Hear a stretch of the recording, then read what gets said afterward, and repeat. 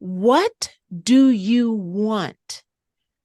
If it showed up right now, could you identify? Do you know what you want? What do you need Listen. to support your happiness?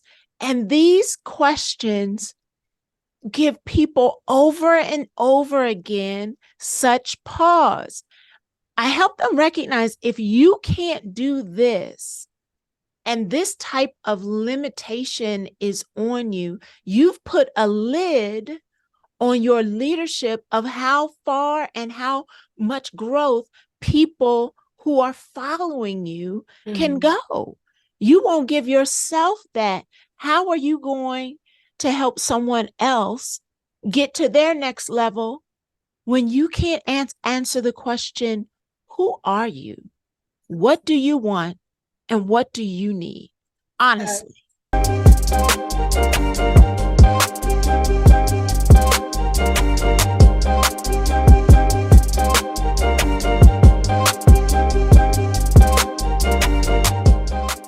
Hey guys, welcome to another episode of Legacy Speaks. Today, we have an amazing guest, somebody that I thoroughly enjoyed talking to. It's so funny. When we first initially met, to make sure that we were cohesive in our collaboration, we just kept talking on and on.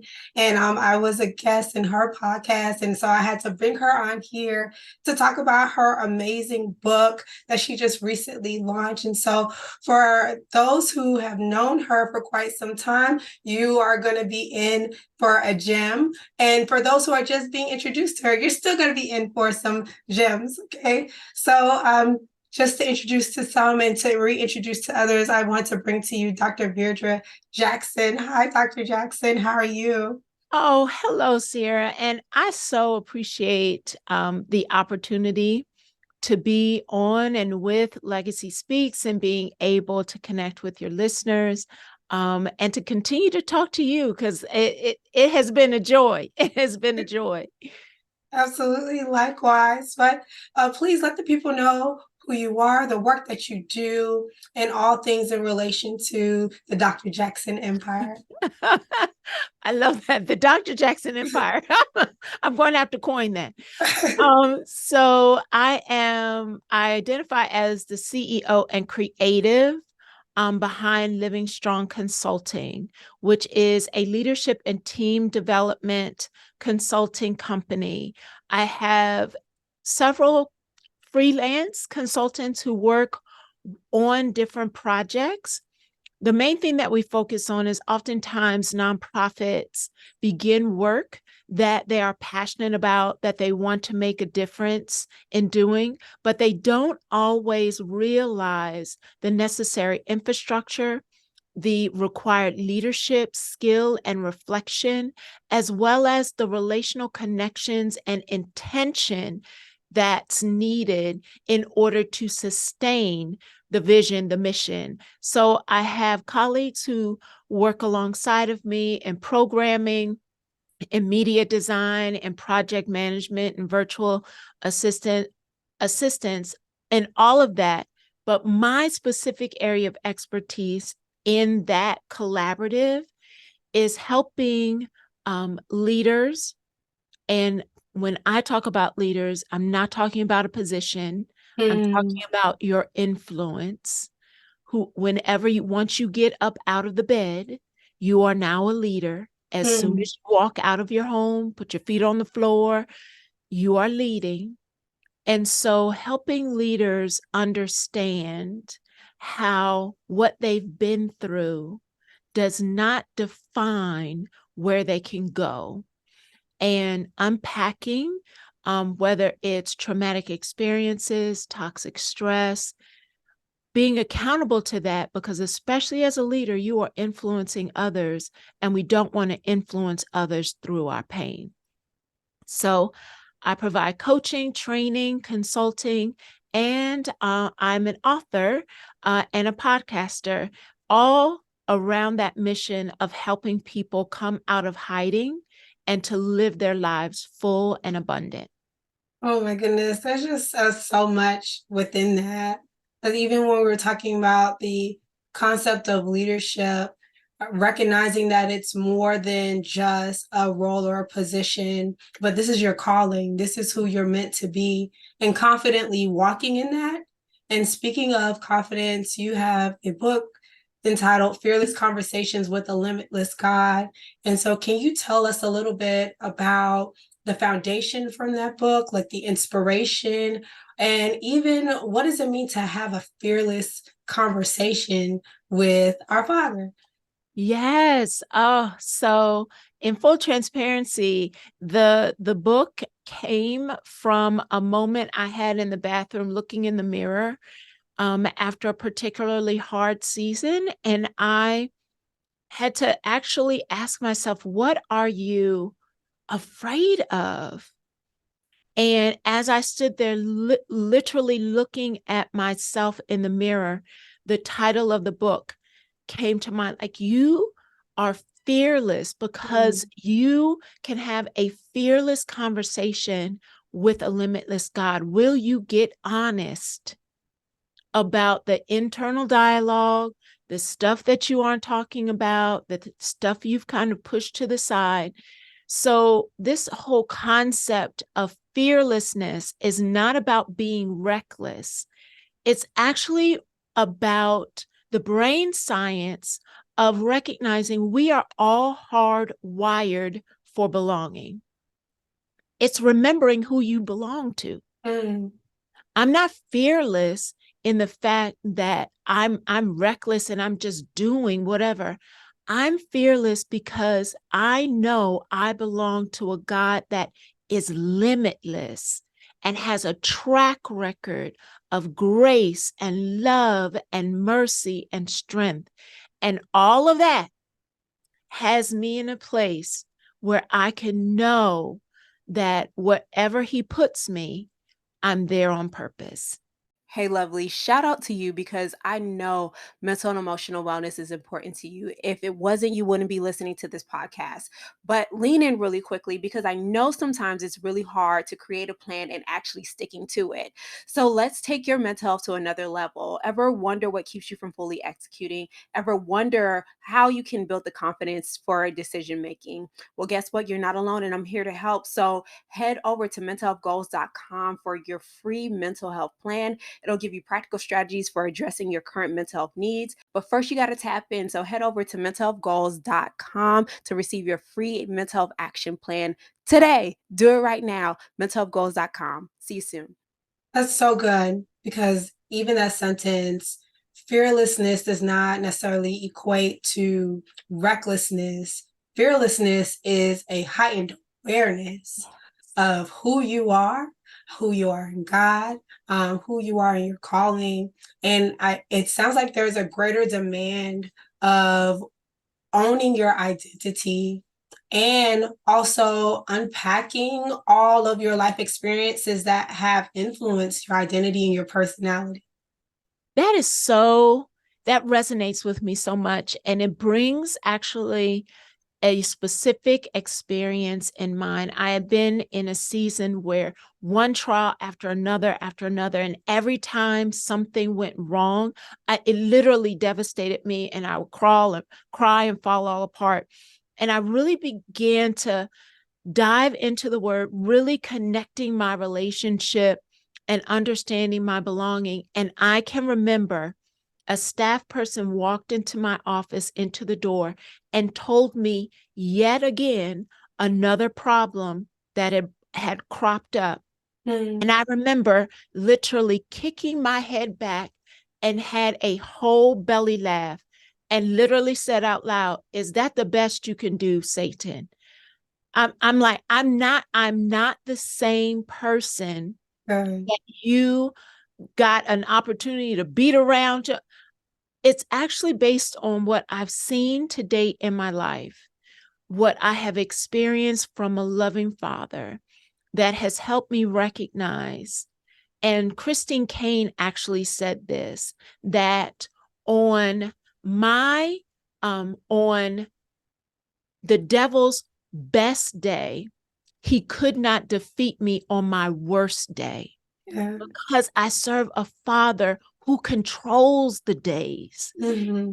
And I'm like, huh, I'm still here. Nope, not going to be afraid. Like, I'm not going to be afraid. Like the attitude, the mindset. Absolutely. Immediately, I think about the importance of being in your, like you mentioned, and immediately I think about like Psalm 91, like how we understand that we are abiding in the shadow of the Almighty, and just a reminder that the enemy knows that he's already defeated. Like, what are we stressing about, right? That like his whole goal is to get us to forget that we are already victorious, that we serve a father who knows the beginning from the end. And so resting in not only like one's natural knowledge, which includes like your gifts, talents, and capabilities, but one's like spiritual knowledge as well too. Yes. It's so that whole concept of he's trying to have us forget just continues to resonate with me. Sometimes I know that there have been conversations around this whole term of being the best version of you. And, sometimes in our Christianese way, we'll say, oh, well, I'm broken.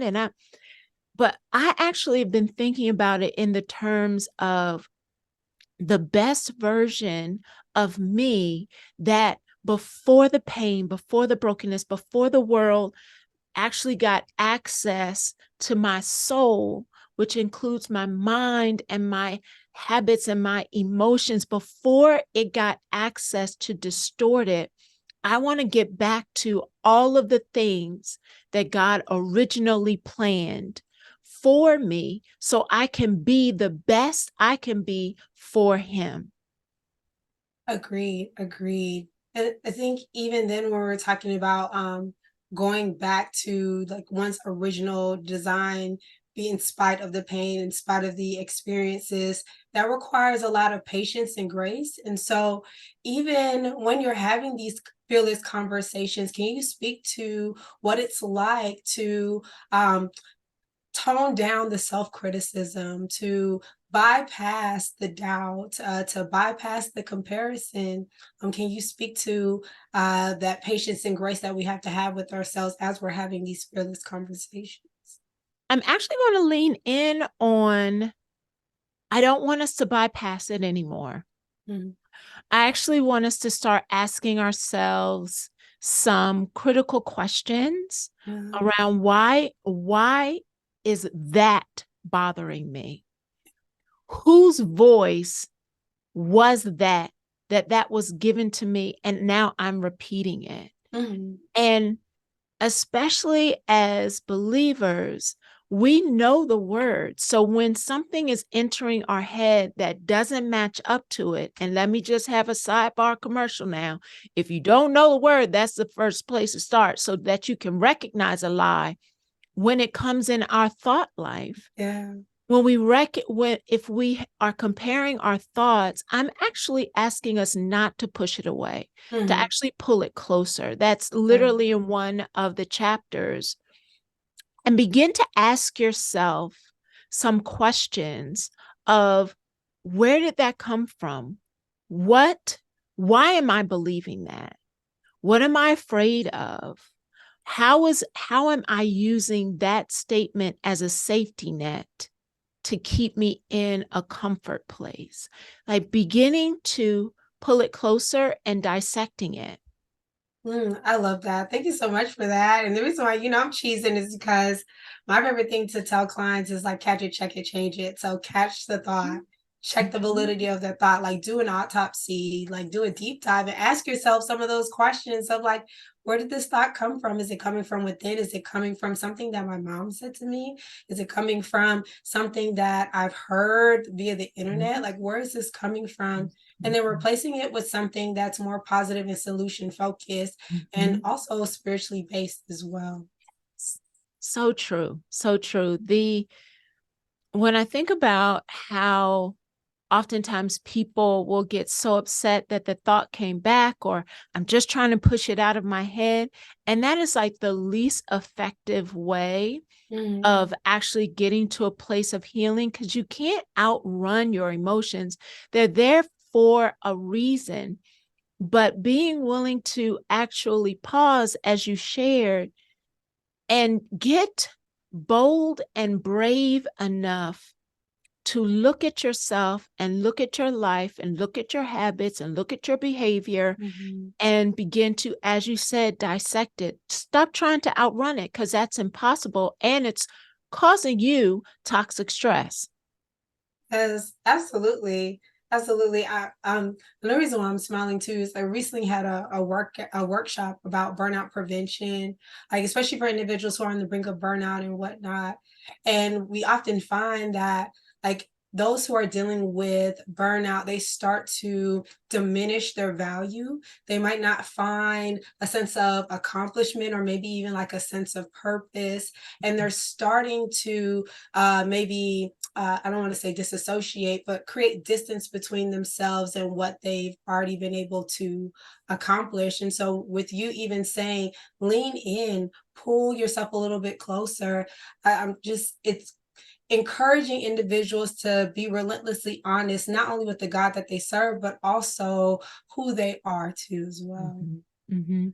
I found that there are, and literally earlier today had someone do this exercise of writing their name in a circle in the middle and then putting 7 circles around that one and providing 7 descriptions, things that are tied to who you are, not what you do.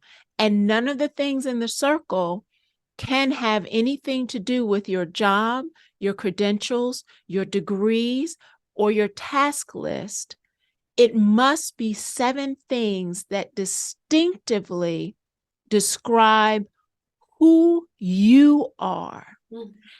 And it is profound how many people have trouble doing that exercise.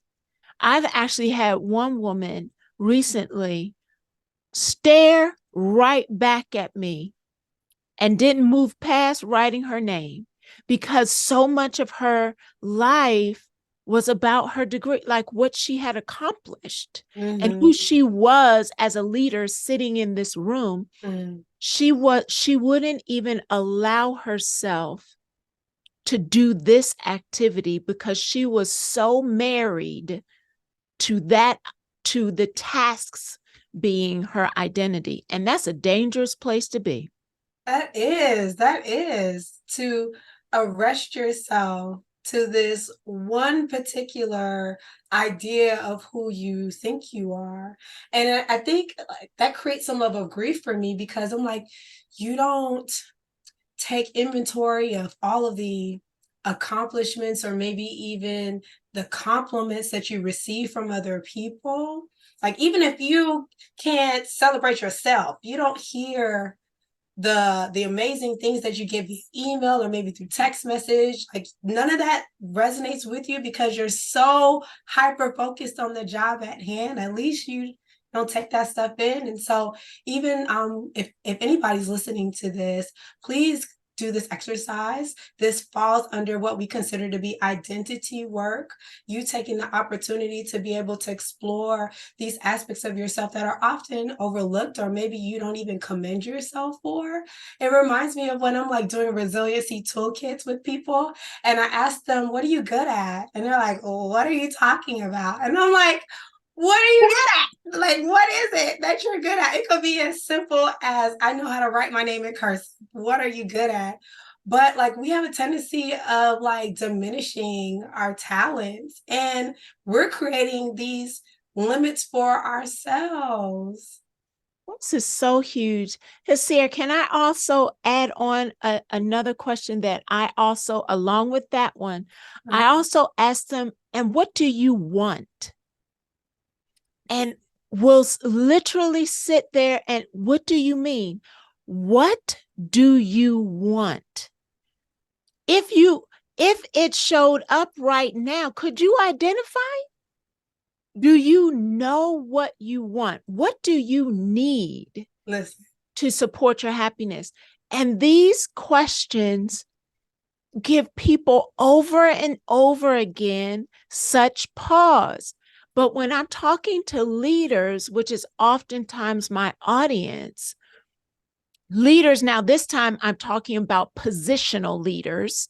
So administrators, decision makers, CEOs, legislate in positional leadership. I help them recognize if you can't do this and this type of limitation is on you, you've put a lid on your leadership of how far and how much growth people who are following you can go. You won't give yourself that. How are you going to help someone else get to their next level when you can't answer the question, who are you? What do you want? And what do you need? Honestly. Yes, yes, yes. Oh my goodness. I'm so glad that we're on the same wavelength, because that what do you need? That's a shock to someone's system. You think like they get to having panic attacks in the moment. It's like, no, what is it that you need? And you're right. I'm really appreciative of the fact that you even claim space to even address leaders, because leaders, it's important for you to be able to do the work because you don't want to be bleeding while you're leading. Yes. And so it's important for you to sit down, have these conversations, and then also invite Holy Spirit in, because like, why not have a conversation with the person that created you? Yeah. And oftentimes in those moments, kind of like the moment that you had in the bathroom, those moments create new levels of revelation of who you are. It gives you a greater level of sense of purpose for what you've been through. And it also creates a roadmap or maybe even a blueprint for where you are going. Yeah. Yeah. And in connection with that, as I found, as I did the work on me, it absolutely provided clarity on those things. So even if someone is struggling with answering those 3 questions, don't run away from the tension of that struggle, because that's actually where your growth is going to happen.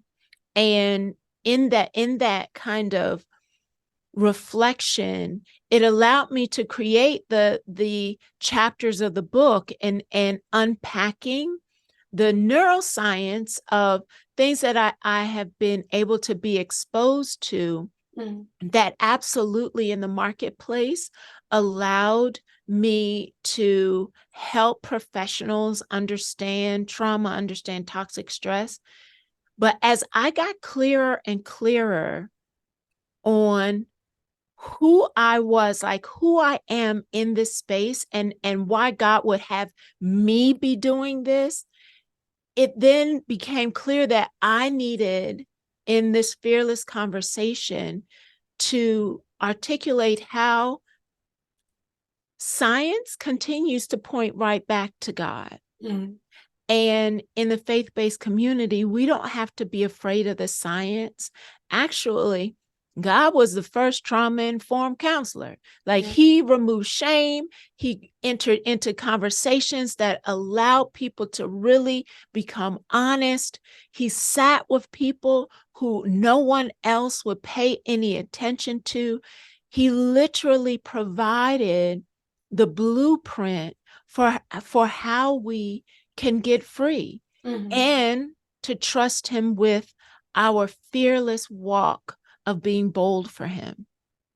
Hey y'all, it's Sierra. Make sure you head over to shoplegacysbks.com to check out the latest gear. As always, we have the classic Therapy is Dope crew neck as well as tees. So head over to cop your crew neck today. It comes in Heather Navy, that cardinal red, as well as that beautiful gold that we love to see. So head over to purchase yours, not only for yourself, but also for a friend as well.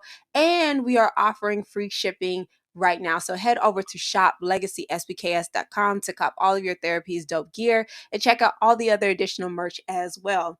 Absolutely. And even with that level of trust that he's been able to establish, he's also encouraging us to trust him with whatever fear that we have. What I find within like the body of Christ is that we lean on self-reliance because we are afraid to bring our questions to God. And which is crazy because it's kind of like with, the children of Israel when they were in the desert, God was like having like all this thunder and lightning. And it's just like, I want to commune with you. And they're like, nah, Moses, and you can be the intercessor. This is like, no, that thunder and lightning, that's not something to be afraid of. That's something to lean into, like Yes. those storms and whatnot. Yeah, I understand that like the wind and waves are beating your boat, but like in the eye of it, there's so much peace and calmness. As a matter of fact, Jesus said, peace be still. So why not um why not allow your encounters with God to be special, to lean into like those places that help you to break away from those limiting beliefs or to challenge or reframe your narratives. Yeah. Yeah. It's interesting because the last chapter of the book is called Joy, and I had to reckon with the limited belief system I had of God, the box I was putting him in because of the narratives I had been told, the rituals and the regulations of things that I had begun to believe to be how you are if you're a believer. And it wasn't until it was actually in the brokenness. It was in a storm. I can't even say that it was like some beautiful journey or walk. It was ugly, filled with crying. But he deconstructed and broke down that, daughter, you're not seeing me. Like you are so confused by the rules and the rituals and the obligations and I did not call you to ministry to be exhausted. And in the joy chapter, I really get into understanding how I use dance and how I use worship to come back to myself, to listen more closely, to reconstruct that this is about a relationship and not just rituals, and how that journey really had me in a place of this is not nearly as complicated as as sometimes religion makes it out to be. He is a loving God with his hands open, reaching. Will you reach back? Oh, that's good. That's good. I hope for anybody who is listening or watching this, that you sit with that question, like, will you reach back? And if you do find yourself in this place of tension, lean into that and explore what's keeping you from reaching back. Because regardless of whether or not you do, like he's still gonna be reaching for you, you know.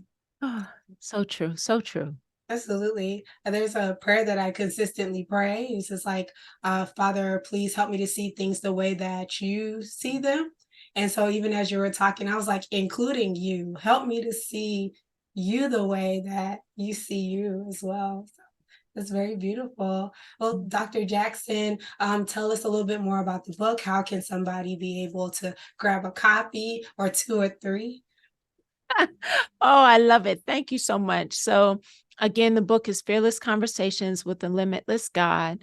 And actually, the best way, if you want a signed copy, is to go to our website, livingstrongllc.com/fearless, and you can order the book there. But I want to let you know something. It's not just a book.